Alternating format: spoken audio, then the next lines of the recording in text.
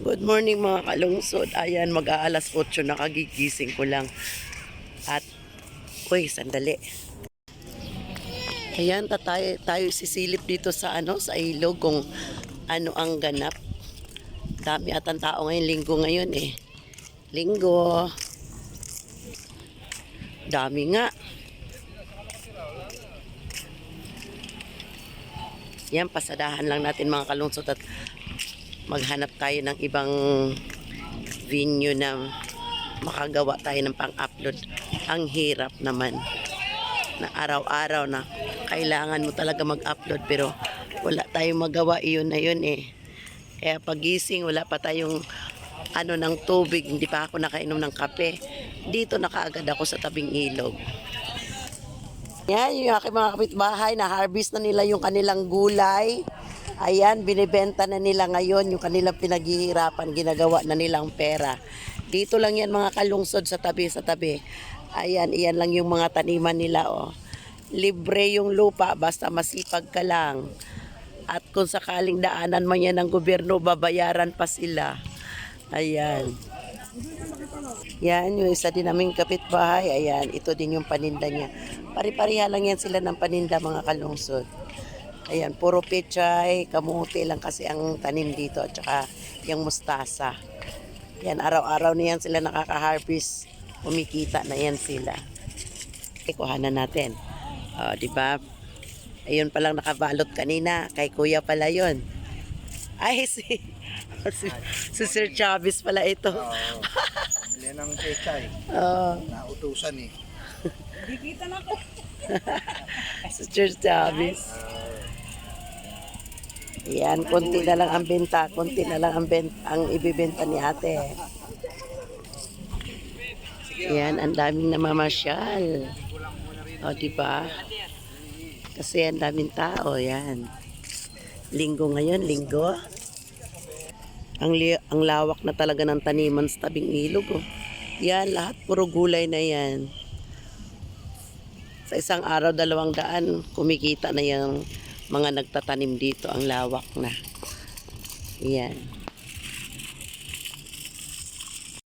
Ayan, mga kalungsod, ang dami talagang tao, nakakatuwa. Kunting labas mo lang, ang dami mo nang makikita. Ayan. Dito pa lang yan mga kalungsod, wala pa yan doon sa may bandang Marikit ha. Lalo na kung makarating tayo doon habang naglalakad. Ayan, ang daming tao, nakikita nyo naman. Kita nyo naman, daming tao ngayon. Linggo ngayon, kaya walang pasok ang ating mga nagtatrabaho. Kaya dito sila nag-uumpukan yan sa tabing ilog. Ayan. Ayan. Diba? Hindi ko na nga makikita yung camera mga kalungsod dahil silaw. Kaya basta tinutok ko na lang yan. Ayan. Dahil sa linggo ngayon, ayan, bukas yung yung Tiangge. Yung iba bukas sila, yan. Tanghali na pala talaga ako nagising. Tingnan mo, pati yung mga Tiangge dito, bukas na. Ayan mga kalungsod. Dito lang yan sa tulay ng Marikina mga kalungsod. Dito yung Tiangge nila ngayon. Ayan, umagang umaga. Bukas sila. Ayan. Bukas sila ngayon. Yung iba lang yung iba bukas. Yan, nandito na tayo sa ilalim ng tulay. Ayan, mga namamasyal, mga nagmumuni-muni. Ayan. Puntahan natin mga kalungsod yung kabila nito doon banda sa Marikit. At yan mga kalungsod, dumadami yung tulay. O, nakikita nyo. Ayan, may isang tulay pa doon banda. Tapos, bali 3 na ang tulay dito. Para madali kang daanan yan papunta doon sa kabila. Yan.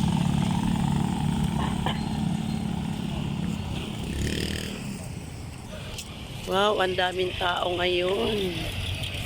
So many people of the Philippines. Pagka-araw ng linggo, walang trabaho. Kaya Dito yan sila namamasyal sa tabi ng ilog.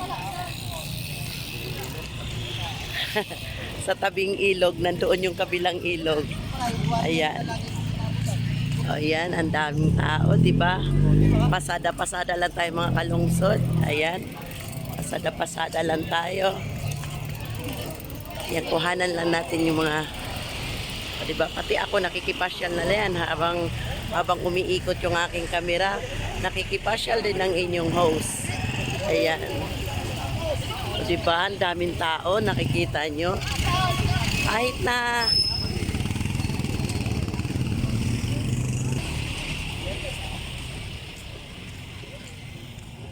ayan, dito dumaan yung jeep na papuntang Marikina.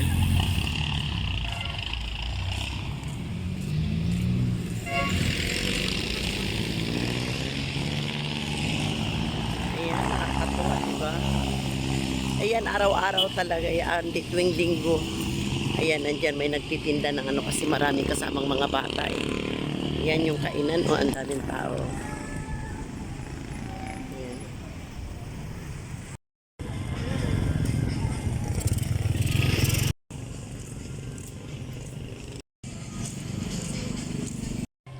So hanggang dito lang tayo mga kalungsod, and thank you for watching.